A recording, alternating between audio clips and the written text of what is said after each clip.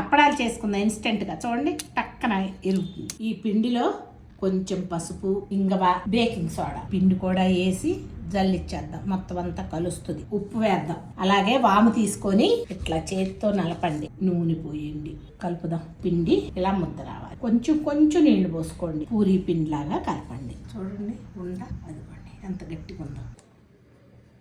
10 నిమిషాలు నానింది కదా, మెత్తగా పిసుకుదాం. చూడండి అలా రావాలి. అలా ఓవెల్ షేప్లో దొండకాయలాగా చేసుకోండి.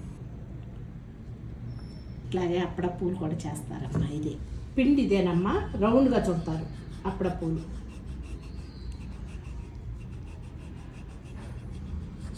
ఇట్లా కొంచెం ఆరపెట్టిన తర్వాత తడి చేసుకొని చుట్టేస్తారు.